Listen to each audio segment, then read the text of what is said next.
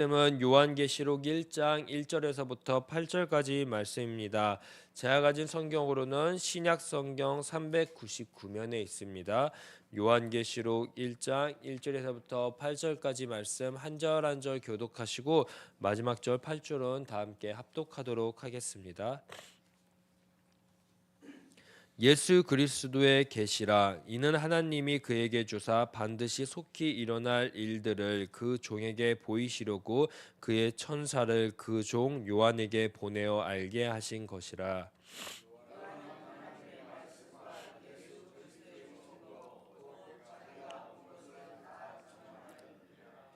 이 예언의 말씀을 읽는 자와 듣는 자와 그 가운데 기록한 것을 지키는 자는 복이 있나니 때가 가까움이라.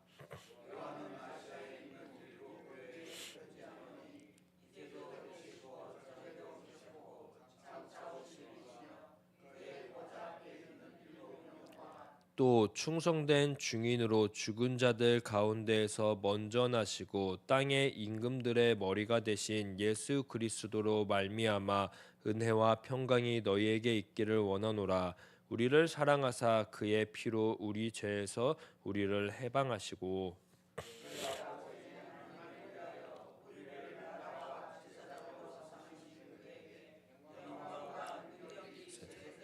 있기를 원하노라. 아멘. 볼지어다 그가 구름을 타고 오시리라. 각 사람의 눈이 그를 보겠고 그를 찌른 자들도 볼 것이요 땅에 있는 모든 족속이 그로 말미암아 애곡하리니 그러하리라. 아멘. 주 하나님이 이르시되 나는 알파와 오메가라. 이제도 있고 전에도 있고 장차 올 자도 전능하시니라 하시더라. 아멘. 날씨가 갑자기 많이 추워졌습니다. 갑자기 이렇게 추워지면 찬바람을 아침에 쐬면은 속이 아프신 분들도 종종 있다고 합니다. 다들 감기 조심하셨으면 좋겠고 이 날씨 가운데 힘들지 않으셨으면 좋겠습니다. 저는 매주 주일에 항상 2시가 되면은요 청년들과 함께 새가족부 또는 아니면 저 끝에 기쁨홀에서 바이블 익스프로 성경 연구 입문 시간을 함께 가지고 있습니다. 그래서 함께 하나님의 말씀을 또 읽고 나누고 그러한 시간을 가지는데요. 특별히 어제 강의 내용 중 계시에 대해서 함께 나눠보고 배워보는 시간을 가져보았습니다. 계시에 대해서 이제 읽어보니까 이 책에 이런 이야기가 있더라고요. 계시는 벗김이다라는 뜻을 가지고 있다고 합니다.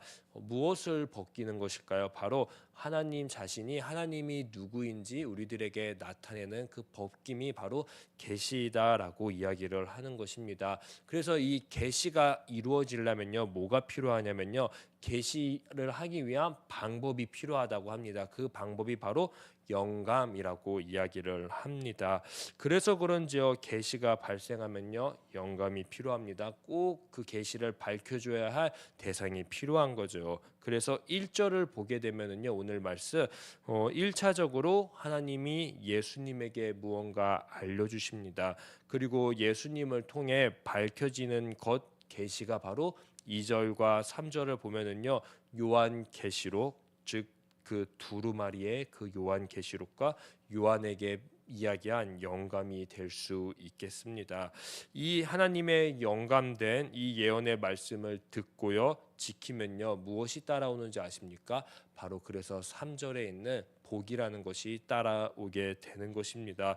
왜냐하면 하나님의 말씀 특별히 이 계시는요 1절과 3절이 증언하듯이 하나님이 직접 예수 그리스도를 통해 또 예수 그리스도가 직접 천사에게 천사가 요한에게 직접 알려 주었기 때문입니다. 바로 하나님이 누구이신지 그리고 하나님이 무엇을 하는지 또 더 나아가 예수님이 누구이신지 그렇게 말이지요. 그래서 요한은 편지의 서두에 하나님과 예수님에 대해서 빠르게 자기가 보고 듣고 아는 바를 막 기록한 것 같습니다. 최대한 빠르게 이 서두에 하나님과 예수님에 대해서 그 계획에 대해서 우리들에게 급하게 알려주려고 하는 마음이 이 요한계시록 1장에 잘 담겨 있는 것 같습니다. 특별히 8절을 보면 그렇습니다. 하나님이 자신을 가리켜서 무엇이라고 표현하십니까?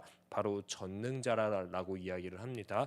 더 나아가서 나는 알파요 오메가라라고 합니다. 즉 처음과 끝이 바로 하나님이다라고 이야기를 하십니다. 이 말씀은 나중에 계시록 맨 마지막에서도 한 번 더 등장을 하게 됩니다. 그리고 5절을 보면요, 예수님은 뭐라고 표현을 하고 있습니까? 죽은 사람들의 첫 열매, 즉 부활이라고 표현을 하고 있고요.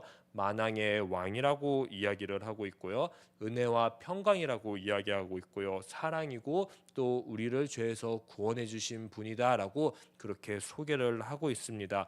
그래서 8절과 5절에 하나님과 예수님 덕분에 6절에 보게 되면은 우리는 하나님 나라와 제사장 신분으로 하루하루 살아가게 되는 복을 누린다라고 이야기를 합니다. 이 은혜를 누리게 되므로 사도 요한은 서두에 강력하게 우리들에게 표현을 하는 것입니다. 바로 하나님이, 바로 예수님이 우리에게 이런 분이시다라는 것을 말이지요. 그리고 한 번 더 읽는 독자들에게도 생각하게 합니다. 복이라는 것은 바로 이 세상의 부귀영화가 아니구나. 이 세상을 힘들게 고통 없이 살아가는 게 복이 아니구나. 바로 복이라는 것은 이 하나님, 이 예수님을 알아가는 것이, 이 예수님, 이 하나님을 만나는 것이 참된 복이구나라는 것을 알게 해줍니다. 그리고 더 나아가 이 6절의 모습이요, 7절을 통해 예수님이 다시 오심 곧 이루어질 것이라고 하나님의 계획, 예수님의 목적을 읽는 독자에게 한 번 더 보여주고 있습니다. 요한은 이처럼 짧은 서두에 자신이 아는 한 하나님에 대해서 또 예수님에 대해서 소개하고 계획을 합니다. 우리들에게 빠르게 알려주려고 말이지요. 요한은 왜 그렇게 빠르게 그리고 긴급하게 우리들에게 하나님과 예수님에 대해서 그 계획에 대해서 알려주고 싶었을까 하는 생각이 읽는 종종 들게 되었습니다. 아마도 그랬겠죠. 이 당시에 사람들은 박해를 받고 가난했고 또 소수가 모여서 함께 예배를 했을 것입니다. 그리고 또 낙심하고 쓰러졌을 거예요. 왜냐하면 박해가 너무 심했기 때문이에요. 공격하는 사람이 너무 많았으니까요. 그러다 보면은 소수이기 때문에 또 두려웠을 거예요. 오늘 우리가 이 예배드리다 언제 또 없어질지 모르겠다. 우리 이렇게 예배하는 것이 맞는가?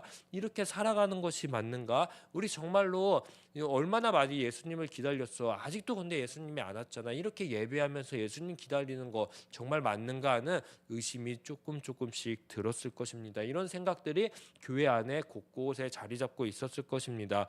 그들을 통해서 빠르게 위로하고 싶어서, 빠르게 격려하고 싶어서 흔들리는 순간 너네가 지금 예배하는 거, 지금 너네가 믿고 있는 그 하나님, 그 예수님 맞다, 참이다, 틀림없다라고 긴급하게 요한은 1장을 통해서 우리들에게 알려주고 싶었나 봅니다.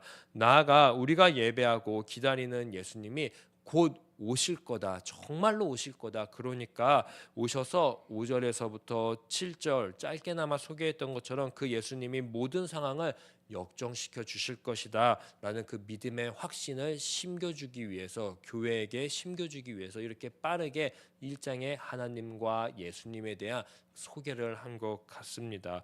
한번 생각해 보시면 좋겠습니다. 예수님이 다시 오실 때, 그리고 언제인지 정확하게 알고 있는 사람은 1세기에 아무도 없었습니다. 그런 상황에 시간은 점점점 길어지고 느려지고 있습니다. 길어질수록 그리고 또 환경은 점점점 나빠지고 있습니다. 그런 상황 가운데 유일한 희망, 우리가 알고 있고 믿고 있고 예배하는 그 예수님이 진짜이다. 그분이 정말로 곧 오신다라는 그 소식이 전해질 때 희망이지 않겠습니까? 그들이 틀리지 않았음을 확인받는 순간 위로가 되지 않았겠습니까? 왜냐? 우리가 믿고 따른 것이 헛된 것이 아니기 때문이죠. 그리고 우리가 믿고 따른 것이 만왕의 왕이시는 것을 요한이 확증해 줬기에 얼마나 버티림이 나지 않았겠습니까? 요한은 이 희망의 메시지를요, 이제 3절을 통해서 다시 한번 정리합니다. 잘 읽었으면 좋겠다고, 잘 들었으면 좋겠다고, 읽고 들은 것을 이제는 우리들의 삶 가운데에서 잘 지켰으면 좋겠다고 부탁을 합니다. 왜냐하면요, 읽고 들은 것을 지키는 것이 오늘 우리의 삶에 복이니까라고 이야기를 합니다. 즉 세상을 이길 수 있는, 오늘 세상을 견딜 수 있는 행복의 삶이니까 그렇게 다시 한번 3절을 강조하고 있습니다. 사랑하는 우리 시냇가의 셀라모교회 성도님들, 이 요한의 메시지 복된 소식을 오늘 우리도 읽고 듣고 지키셨으면 좋겠습니다. 요한이 전한 이 복된 소식은 바로 하나님과 예수님입니다. 이 전능자, 알파와 오메가, 처음과 끝, 또 죽은 사람들의 첫 열매, 만왕의 왕, 은혜와 평강, 사랑, 우리를 죄에서 구원해 주신 이 하나님과 예수님을 끝까지 예배하는 저와 우리들 되시기를 간절히 소망합니다. 그리고 흔들림 없이 끝까지 기다리겠다고 다시금 고백할 수 있는 이 기도의 시간이 오늘이 되기를 간절히 소망합니다. 나아가 이 기다림 속에 1세기처럼요, 우리들의 삶에 오늘 고통이, 또 슬픔이, 불안이, 아픔이, 의심, 이런 수많은 감정들이 다가올 수 있습니다. 그럼요, 요한의 긴급한 소리를 다시 한번 떠올리시기를 소망합니다. 그리고 각자의 삶 가운데에서 오늘 하나님이 말씀해 주시는 그 말씀을 꼭 붙잡고 꼭 듣고 지키면서, 내가 바로 하나님이 선택할, 하나님이 예배하고 기다리게 할 복 있는 사람이구나라는 것을 깨닫고 오늘 복된 삶을 누리시기를 간절히 소망합니다. 제가 기도하도록 하겠습니다. 하나님, 어떤 상황 속에서든지 하나님과 예수님 덕에 복 있는 사람임을 제가 잊지 않게 하여 주시옵소서. 그러기 위해서는 딱 한 가지 우리에게 요청하시고 요구하신 게 있습니다. 바로 오늘 3절의 말씀처럼 이 두루마리, 이 예언의 말씀을 읽고 듣고 지키고 살아가는 것입니다. 하나님, 늘 언제나 우리의 삶 가운데에 어떤 상황이 다가와도 하나님이 주신 이 말씀을 꼭 붙잡고 읽고 듣고 지키면서 복 있는 삶을 하루하루 누리며 살아갈 수 있게 하여 주시옵소서. 그 시작이 오늘 되게 하시고 그 시작을 통해서 우리의 끝날 하나님 앞에 다시 한번 섰을 때, 예수 그리스도 앞에 섰을 때 이 말씀을 지켜줘서 또 읽어줘서 살아내줘서 고맙다는 그 하나님의 음성을 듣기를 간절히 소망합니다. 감사하며 이 모든 말씀 예수님의 이름으로 기도합니다. 아멘. 하늘에 계신 우리 아버지, 아버지의 이름을 거룩하게 하시며 아버지의 나라가 오게 하시며 아버지의 뜻이 하늘에서와 같이 땅에서도 이루어지게 하소서. 오늘 우리에게 일용할 양식을 주시고 우리가 우리에게 잘못한 사람을 용서하여 준 것 같이 우리 죄를 용서하여 주시고 우리를 시험에 빠지지 않게 하시고 악에서 구하소서. 나라와 권능과 영광이 영원히 아버지의 것입니다. 아멘. 오늘 이 시간 함께 기도할 때 이 말씀을 기억하면서 주님의 말씀을 읽고 듣고 그 기록한 것을 지키는 복 있는 사람 되겠습니다라고 우리 다짐하면서 주여 한번 외치신 뒤에 합심해서 기도하겠습니다. 주여. 주님, 오늘 우리는 어떤 상황을 맞이했습니까? 혹여나 우리의 마음의 상태는 오늘은 어떻습니까? 혹시 1세기처럼 불안하고 힘들고 지치고 낙심하고 낭망하는 상황을 살아가고 있습니까? 그렇게 살아가고 있다면 오늘 3절의 말씀을 통해서 우리가 먼저 복 있는 사람임을 깨닫게 하여 주시옵소서.